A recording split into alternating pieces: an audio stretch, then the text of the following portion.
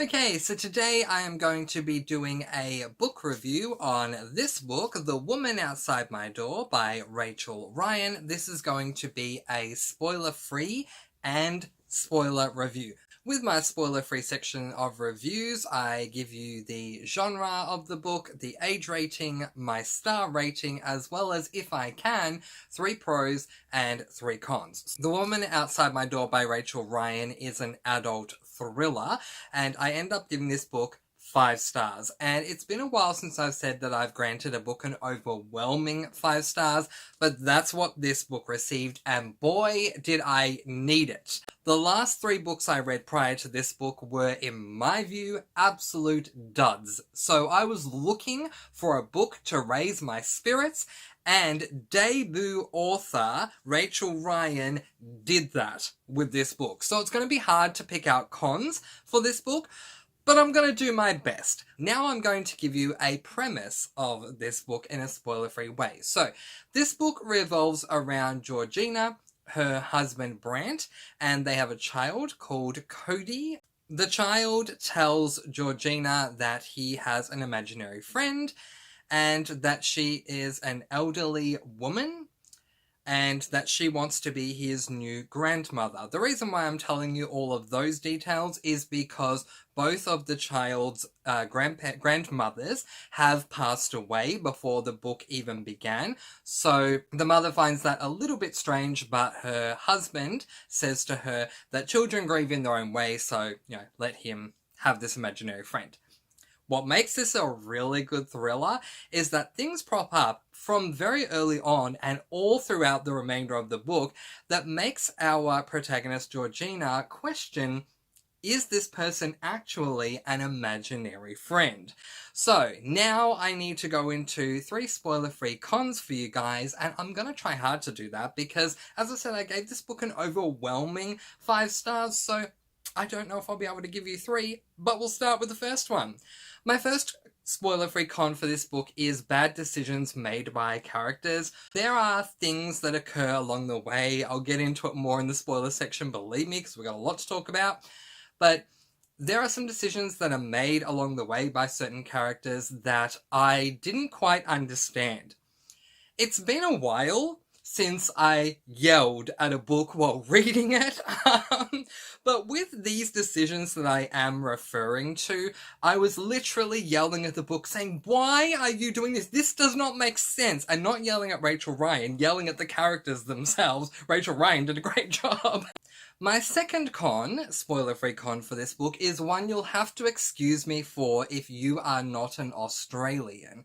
I speak directly to you now, Australians, when I say how unfair it is that there is no audiobook on Audible for The Woman Outside My Door for audible.com.au. That is Audible Australia. Now, I don't know if there is an audiobook available in Audible America. If you're an American and you watch my videos, let me know in the comments below. It is my opinion that anyone should be able to consume a book in any way that they can. Some people really struggle to read a book, and so therefore I'm a major audiobook advocate, and it's just not available in Australia on Audible, so that did really disappoint me. In fact, it's not available on any audio streaming network, so in Australia I did look around and I couldn't come up with anything, so there's my second con. And my third spoiler-free con for this book is the fact that I don't have another con. And I do feel like that's a con in and of itself, because I'm sure some of you guys would like to see 3 spoiler-free cons, but I don't have another one. It was just that good. My first spoiler-free pro for this book has to be the book's author, Rachel Ryan. For those of you who don't know, Rachel Ryan is a debut author. This is her very first book that she's written, and it came out this year. She's from Dublin in Ireland, and she did an amazing job. This is an adult thriller. This is how a thriller should be written. I'm trying very hard to restrain my emotions here. I could be yelling a lot louder, but I don't want to deafen you guys when I say that. But this is how a thriller needs to be written. And I'm going to explain a little more about why with my second pro. But my first one is Rachel Ryan as an author. She's absolutely amazing. I hope she releases another book, and if she does, best believe I'm going to be reading it. So my second spoiler-free pro for this book is the fact that it is a thriller and the way that the book was written, as I did mention earlier. So, I have read a number of thrillers this year, and some of them have been okay, some of them have been satisfying, some of them have been really, really poor. But a lot of them seem to have one thing in common, and that is that someone, somewhere out there, please tell me who this person is so I can have a chat with them, clearly said to all thriller writers, you don't want to put any action at the beginning of the book because everyone needs to get invested first. So you need to spend half of the novel being a character-driven book. Then you can start getting into your thriller aspects. No. Why? This book does not, thank goodness, do that. This book has so much action. The thrilling aspects of this book begin right from the beginning of the book. It feels really creepy. From the moment the child first starts discussing with his mother that he has an imaginary friend, you can't help but feel a little bit creeped out by the situation, and I completely understand why Georgina starts to wonder, especially as the book goes along, if this imaginary friend is actually real. But more to the point, if this is the case, I'm freaking out and he's not even my child. My third spoiler-free pro and final spoiler-free pro for this book is the very well executed red herrings that do appear. Now, if you don't know what a red herring is, a red herring in a mystery or a thriller where you're trying to work something out is something that looks like an incredibly strong clue that may lead you to a certain answer, but in fact, it couldn't be more further off than the truth, but the way that it links up makes it appear like it is. So it serves the purpose of being a distraction for the reader to make the reader go, oh yes, I'm going to put all my eggs in this basket, it's this because of this. Sometimes red herrings can be executed extremely poorly, and sometimes red herrings seem like a plot hole in a book. There were red herrings that came up in this book, but all of them could have been viable clues to what the heck was going on here, and it was done so incredibly well. So if you want to see red herrings executed perfectly, a thriller executed perfectly, a book that Mr. Francy has given an overwhelming 5 stars to, pick up this book and celebrate this debut author Rachel Ryan by reading The Woman Outside My Door. You guys, we got a lot to talk about. Spoiler time! Spoiler, spoiler, spoiler! Everything from here on out is going to contain a spoiler or spoilers to do with this book, so if you haven't read it, you have been warned. Let's jump right in.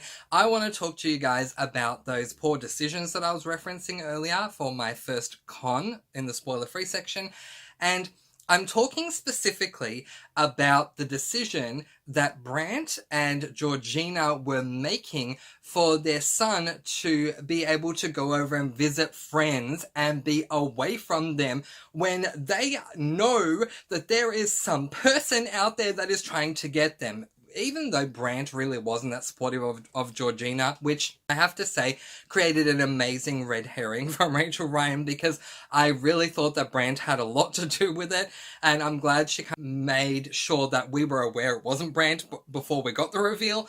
But Georgina allowing her child to go and be with these friends, we have no clue who this person is, who is new grandma, new nana, whatever the heck she was calling herself. We have no clue who this is. This could have been one of his friends' mothers. This could have been one of his friends' fathers dressing up as a woman, which there's nothing wrong with that. That would have been a great twist. Obviously, that's not what occurred. But we don't know who this person is. So why would you let him out of your sight? What I appreciate, though, is that Georgina definitely learnt by the end of the book when we had that situation where she told her son to go sit in the car because he didn't want to sit inside. Now, first of all, she never should have said that. When they came back to collect the clothes, this is when her father's now in hospital and they've just come back to get clothes and stuff, and her son's just, you know, being a bit of a brat. He doesn't want to be in the home, he wants to sit in the car, and she goes, oh, look, fine. I guess it will be faster if he goes and sits in the car, so go sit in the car. First of all, why would you do that? But secondly, when she eventually gets outside, to check if he's in the car and realizes he's not in the car. He's with Vera, the next door neighbor, who is one of our suspects. I really appreciated that she yelled at him and said, "I told you to stay in the car." Now, I get that, her child is too young to understand what's going on. Too young to understand that his life is potentially in danger anyway. But finally, Georgina is acting as she should. Someone is out to get her son, and for all she knows, this person is going to take him away from her. Why would you let him out of your sight? And I just couldn't believe that she was so worried about everything. And granted, she had a lot going on. I get that. But why did she allow him to go and play with his friends where he's out of her sight? At least come up with a compromise where you say, yeah, no problems, I'll go over with you and have a coffee with their mum or whatever, so I'm there while he's there. But you're just letting him go. And the karma really came about, as we know at the end of the book, when he ends up going over for a play date with Patrick and new grandma ends up picking him up and taking him away. Seriously, all I could think was karma. And as I said earlier, I was yelling at this book quite a lot. That's how passionate I was. I don't yell at books that I don't like. I just kind of think, let's just get to the end, or let's just DNF this. But if I love a book, if I'm invested, I will start yelling at the book. And I was yelling at her every time that she made these bad choices. But then when they arrive to pick up their child and Patrick's father says, "Oh, I'm so sorry, but their grandma picked him up already," all I could think, well, I had two thoughts, which was, oh my god, I hope the kid's okay. But my second thought was, this is karma. Seriously, this is karma. Why did you let him go when you know that there is someone after him? It just... And also, to boot, the mother, who Georgina knows, but they obviously don't get on that well, they don't know each other that well, doesn't even know what's going on. It would be a different story if the mother was a friend of Georgina's that she had divulged everything to and said, please keep an eye out on him because, make sure I'm the only one. Well, not necessarily make sure I'm the only one who picks him up, because she didn't know that grandma was going to pick him up, which seriously, she should have known. I mean, I was thinking about it, so why won't you? But Georgina, seriously. But, please keep an eye on him. There's a woman who's out to get him, so if anyone just so happens to show up, just be mindful of it, But no, or even if he's on a phone talking to someone, but no. The next thing that I kind of want to yell a little bit about is Brant. Up until the night where he comes home in a drunken state and starts revealing everything, which good on Georgina for giving him a second chance, because I certainly would have not given him another chance after all that evidence we found on his laptop and the way he had been acting that entire time up to that point. But, at least he was, revealing everything and being honest, and she made the right choice to stay with him. As I said, I wouldn't have done that, but good on her for doing it. But Brant really upset me a lot of the time, and this is where I really felt that Rachel Ryan did an amazing job at creating a red herring, because I was dead set convinced that Brant was a part of whatever was going on. The way that he was acting around Georgina, the way that he was acting around the child, especially during the interrogation, if you want to call it that, of the child and the box of Maltesers and everything. And whenever they're talking to the child about what's going on, whenever Georgina talks to him, she's just keeping things straight with the child. Tell me what's going on, tell me her name, tell me about her, da-da-da. And then the dad comes in and he's like, well, is it an imaginary friend? And the son's like, yes, it's an imaginary friend. The dad gave the son an out. The son ran with the out. The son's whole demeanor changed when the father was there. So it seemed so obvious that he was a part of it. And honestly, he uses a ton of gaslighting, or at least that's what it looked like to me. And I just did not appreciate that she was okay with this. So there you go. But yeah, the fact that Rachel Ryan again came up with so many red herrings. The next door neighbor, I forgot his name, it was like Anton or something, I don't know. How he was out in his garden and why was he there? And then we find out it's such a cute thing. He was burying the bunny of his grandchild who unfortunately passed away. Oh my gosh. I mean, but the way that Rachel Ryan wrote the environment of that situation, it seemed so creepy what was going on, and yet it was just really innocent, and he just so happened to be burying it at night. Like, I mean, and how Georgina's making the point with Brandt about, oh, you know, we've never met this grandchild, so he's probably just making the grandchild up. In fact, have you ever seen a visitor at his house? No, I've never seen a visitor at his house. So again, they've created another great red herring. Then we have Vera, who's created as an amazing red herring, especially when the last thing we hear from her right before we get the reveal is that she is glad that her grandchildren or children or whatever have moved away, and she's really happy about this, and that's kind of a bit weird. And then we get the explanation afterwards with Vera saying, no, well, think about it. Now I'm not stressed out about certain things with them, and I get to hog the remote, and I get to have some peace and quiet. And it's like, well, yeah, actually that makes sense. But at the time, the way that it was written was done so well that it makes you go, oh my gosh, is it her? Is she involved? And it makes sense. And the way that the child had gone over to her in that scene where he's meant to be staying in the car when Georgina's father's in hospital, and she's offering him all these sweets and everything, and which connects back to the game that was being played and all that stuff. Just wow. So let's speak about the game. Now, the game was interesting, but I was really intrigued to find out what this game was, because we keep finding all of this evidence, not only just the card, which clearly spells out any boys who win the game, the prize is chocolate, or however it's written, but there's a lot of overwhelming evidence that suggests that the child is playing a game. And I really want to know what the game was, because I love psychological thrillers that involve games of some kind, because I am a huge lover of anthropology, the study of human nature, to see how, if they were to play some type of a game, how they would go about doing that. So the game had me very intrigued. I felt a little bit let down by the reveal, but at the same time, I thought for a child, it's a pretty good game. You can't say yes or no, and if you can answer all these questions in the space of a minute without saying yes or no, then you get chocolate. I mean, it's harmless.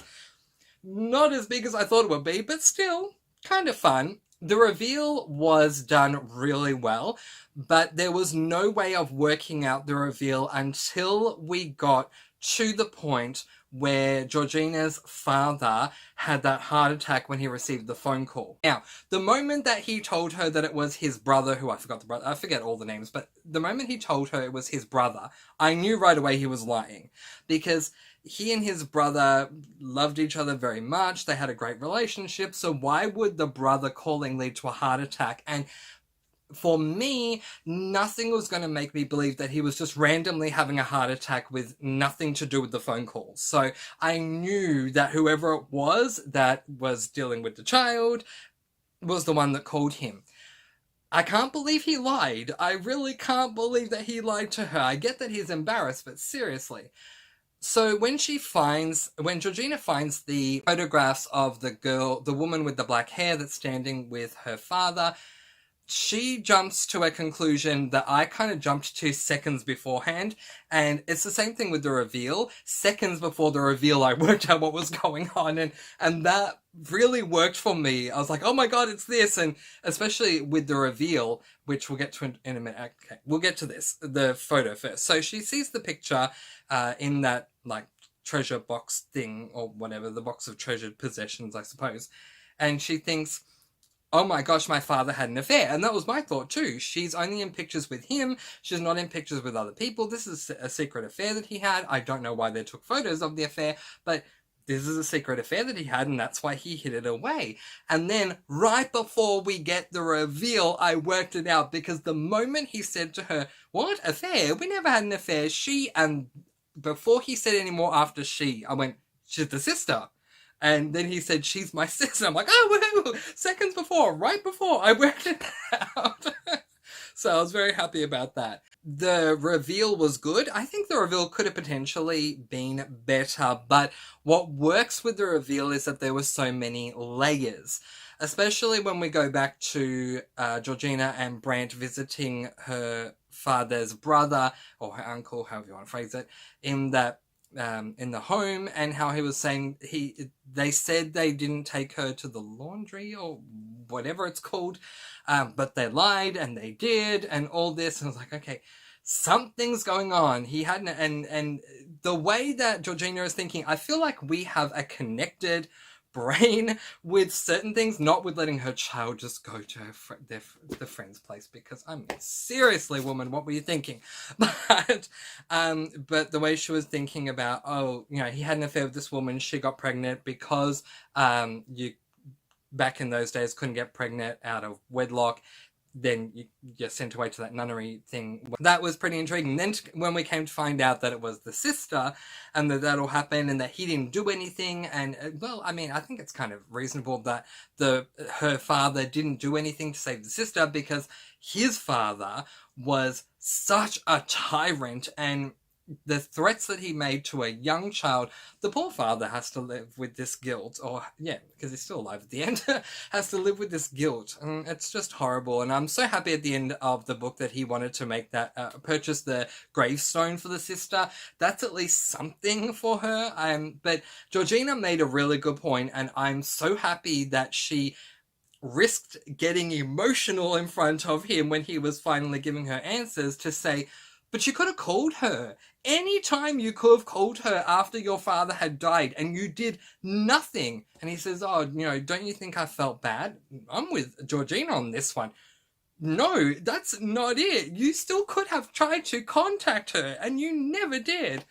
Now, the scene with new grandma, see, I'm bad with names, but new grandma in the car with the son, that whole scene was done so incredibly well. As I said, Rachel Ryan, not only, like, this is definitely a plot-driven book, which is my favorite type of book, but she's such a great environmental writer. The way she was writing the thoughts and the feelings and the environment that was surrounding Georgina as she's trying to walk to the car but stay in the shadows, because if this woman sees her, she's going to drive off, and all that was done so incredibly well. All of these things, like these environmental scenes that she wrote, were done just so well, better than any other environmental side of writing that I've ever read before. I find it incredibly hard to believe that this is her first book that's been published. It just makes no sense to me, because it was just so well done. She and new grandma end up getting into that fight, and grandma kind of knocks her to the ground. Thank goodness she doesn't get knocked out, but she gets knocked to the ground. And then new grandma runs away, or drives away with the son, and oh my gosh, what a moment. You can feel Georgina's heart breaking in that moment. I was right there. I could have grabbed my son, but I didn't, and now he's gone. And what Rachel Ryan did so well also, which not a lot of thriller authors that I've read their works from do, is that she cut a scene that we missed that made the ending so satisfying. The last thing we see is new grandma and son driving away. So we are under the heavy assumption that the son is in the car. And the next thing we know, because everyone's screaming, Georgina notices that this dark blue car, the one that they were in, is driving all the way down the hill and then splashes into the water and starts drowning in the lake or the river or whatever it was. And of course Georgina's like, oh my gosh, my son. I think it's Cody. But anyway, she's like, Cody. And oh, what was it that Rachel Ryan wrote? The every time my heart beat, it was like saying Cody. Oh my gosh, the feels of this book, seriously. And then she can't find Cody, and she needs to breathe, so she has to go back to the surface and then go back down and try and find him, and she can't find him. She can find her, but who cares about this new grandma person because of what she did? We're leaving her. We want to get Cody. Where is Cody? Georgina becomes quite depressed and sad because she didn't manage to save Cody, and then we see Cody, and then that backstory is explained, that little hidden gem of a scene where he keeps complaining, whinging and whining to new grandma that he doesn't want to be with her. He wants his mum. And new grandma goes a little bit crazy and says, you want to be with her so much, then get out of the car. So he gets out of the car. Thank goodness. So he's okay. And oh my gosh, this was just such an amazing book. I planned to read this book over the space of 3 days. I didn't. I read it in the space of a night because I literally could not put it down. I cannot more highly than this recommend this book. If you're a fan of adult thrillers, you are going to be blown away and placed under the spell of the immensely talented Rachel Ryan. I highly recommend picking up a copy of this book today. I gave it 5 stars. It was incredible. But that is where I am going to leave it because I could go on and on, but this video has gone on long enough. If you want to continue this discussion with me in the comments below, then please do so because let's just keep talking about this book. It was so good, and considering that I came off reading 3 duds of books, like seriously, I think I gave them 3 and 2 and 2 stars respectfully, to then read an overwhelming 5-star book made me so happy. It came at the exact right time. But that is where I am going to leave it, letting you guys go. Peace, blessings, and so much love. I post videos every Monday, Wednesday, and Friday, and I'll see you again soon. Mwah! Thank you so much for watching, and happy reading!